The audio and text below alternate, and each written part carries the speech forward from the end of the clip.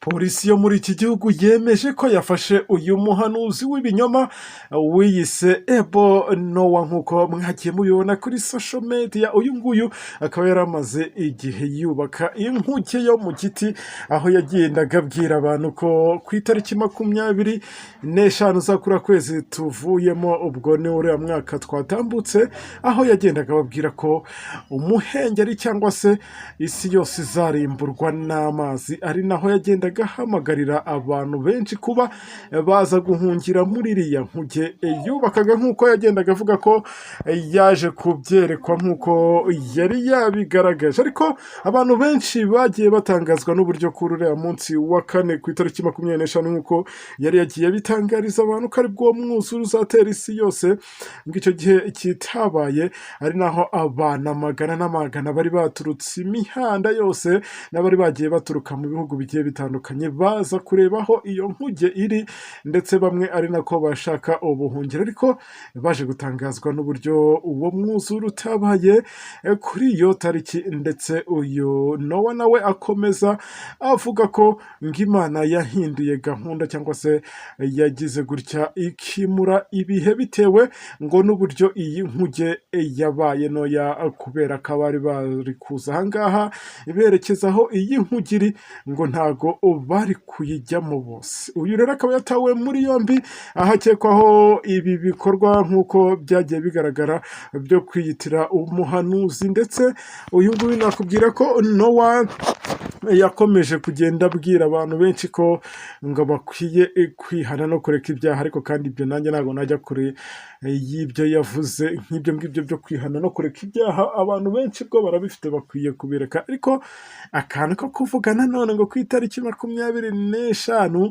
biragenda gutya na gutya, ibyo byo uba ugomba kwitwararika. Uyu rero akurikiranwaho ibi ngibi byose, aho yiyita umuhanuzi akanashuka abantu akoresheje amadini n'ibitangaza by'ibihimbano cyangwa se by'ibinyoma. Polisi rero ikaba yatangaje ko iperereza rikomeje kugira ngo hamenyekane neza ibyo ashinjwa nabo yakoreye ihohoterwa cyangwa se uburiganya. Uyu mugabo rero wo muri iki gihugu witwa Ebo Nowa nk'uko mwagiye mumenya cyane cyane ku mbuga nkoranyambaga no mu bitangazamakuru bitandukanye, kubera kuba yari ari kubaka inkuge nini cyane imaze nk'ubwato cyangwa se ikoze nk'ubwato. Ariko kandi nanone uyu nguyu yaranahanuraga, aho yakomezaga abwira abantu umwuzure wari buzahitana isi guhera tariki 25 Ukuboza, aho yanasobanuye impamvu ubwo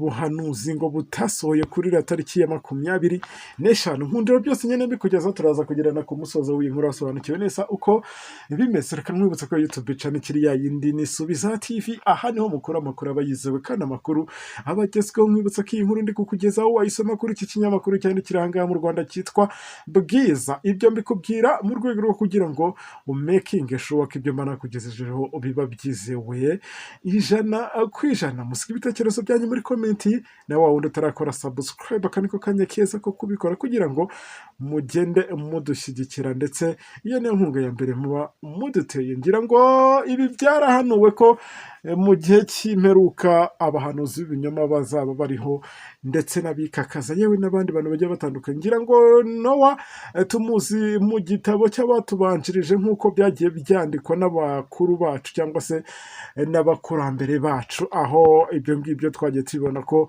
umwuzure wateye isi. Ubwo ntekereza ko wenda n'uyu nguyu ari we Nowa wagarutse, ngira ngo uri kugenda umubona neza kuri screen yawe. Ngewe nduweje ubundi sinamenya ngo Nowa yari ameze ute. Ubwo muzi byabaye amateka y'isi, namwe murabizi ko uwo Nowa wo hambere nawe yari yarubatse inkuge, amazi akaza agasendera isi yose, bikaza kurangira bakeya beza aribo bagiye muri ubwo bwato. Uyu Ebo Nowa nawe rero yatangiye kuvugwa cyane cyane muri Kanama uyu mwaka, ubwo n'uriya tusohotsemo, nyuma yo gutangaza ko Imana yamuhaye ubutumwa bumubwira ko uyu nguyu yagiye kugwa cyangwa se hagiye kugwa imvura ikomeye mu gihe cy'imyaka 3, ikazatangira ku munsi wa Noheri igasenya isi yose, aho yavugaga ko abantu bagomba kwihana no kwitegura uwo mwuzure.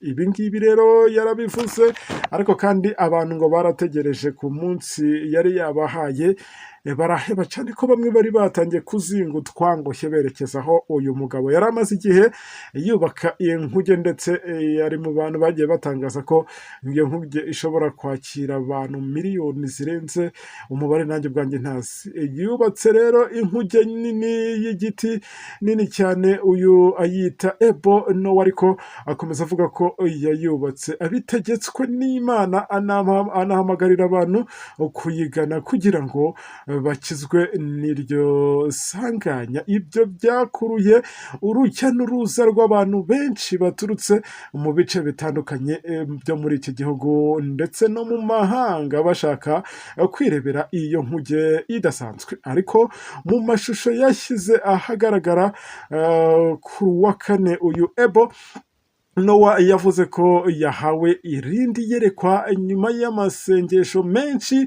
yo kwiyiriza ubusa no kuganira n'abandi bayobozi b'amadini. Yanaboneye aho yakomeje avuga ko yasobanuye ko muri iryo yerekwa rishya yabonye umubare munini cyane w'abantu baturutse impande zose z'isi baza gushaka ubuhungiro muri iyo nkuge, ariko ubushobozi bwayo bukaba butari ubushobozi bw'iriya nkuge ngo bukaba butari kubakira bose, cyangwa se butabakira bose uko bari baje bahurura berekeza hariya. Yagize ati Imana ihishura kugira ngo incungure, ndetse njye narasenze, nariyirije, naranatanze, kandi narubatse mu isengesho ryanjye, nahabonye irindi yerekwa. Nabonye abantu benshi cyane baturutse mu gihugu cyose no mu isi yose baza ku nkuge,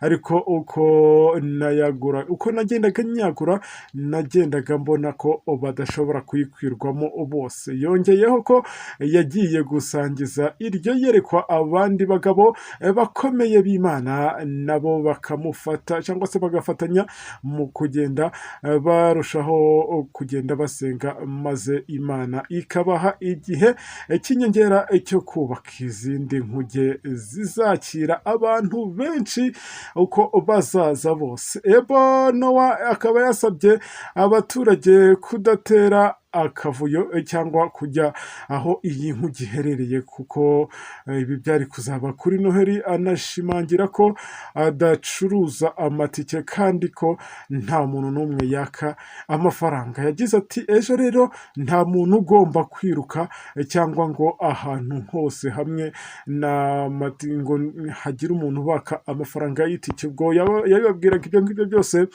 ku munsi wabanzirizaga uriya wa 25, ariko iyo tariki yarageze n'ubundi ntihagira ikiba cyangwa se ikiba nk'uko byari byagiye bitangazwa nawe, bavuga bati nawe avuga ati ku itariki 25 isi yose izarengerwa n'amazi. Kuri ubu rero akaba yatawe muri yombi na polisi y'iki gihugu, hakurikiranyweho ibyaha bigiye bitandukanye. Ngayo nguko rero, ubwo natwe turaza kugenda tubabwira ibyavuye mu iperereza, cyane ko polisi yahise itangaza ko bari gukora cyangwa se investigation yo kugira ngo barebe niba koko nta bantu ashobora kuba yaratse amafaranga abo yahohoteye, cyangwa se n'abandi bagiye batandukanye. Iyi nkuru rero nkaba nzongera kuyigarukaho ubwo bazaba batangaje ibindi kuri uyu umugabo mwese mubona udasanzwe wagize gutya akajya mu cyimbo cya Nowa, umwe wigeze kubaho. Reka nshimire rero mwebwe twatangiranye iyi nkuru,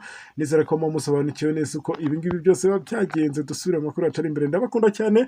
Iyi YouTube channel yo iracyari yayindi ni Subiza TV, ahangaha niho bibera. Musige ibitekerezo byanyu muri comment. Ndabakunda. Ciao ciao.